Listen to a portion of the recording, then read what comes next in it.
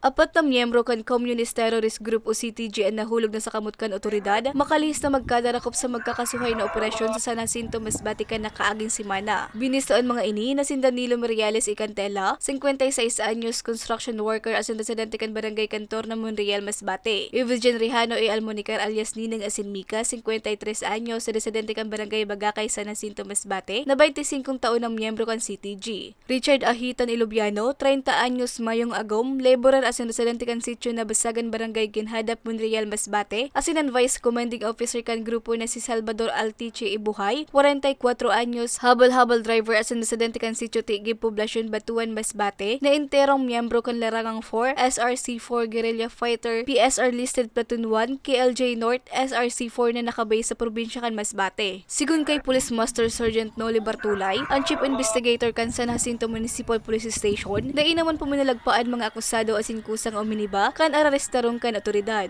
So, napakalaking tulong ng apat na yung bulit sa amin kasi yung mga kasamahan nila na mga tumakas pa na nasa Maynila pa at gusto na rin bumaba ay natatawagan po nila na nahihikayat na sumurrender po rin sa amin.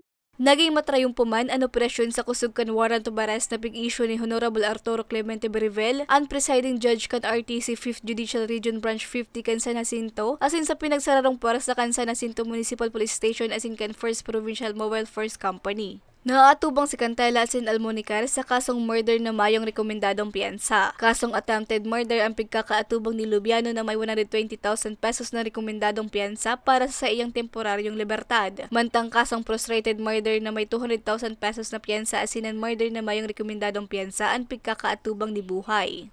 Kung meron pa po na gustong matulungan at magbalik loob sa ating gobyerno, open po yung ating kapulisan, yung stasyon namin, tatanggapin po namin sa tutulungan namin sila. At kung sino naman pong nakakaalam, sabihin kung sino pa ang naandyan na nagkapalo pa naman yung mga warrant, ipagbigay alam naman po sa amin sa kapulisan. Sa ngunyan, nasa custodial facility na kan San Jacinto MPS ang mga akusado para sa magkakanigong dokumentasyon at disposisyon. Para sa mga baratang tatak Bicol, Regine Bue.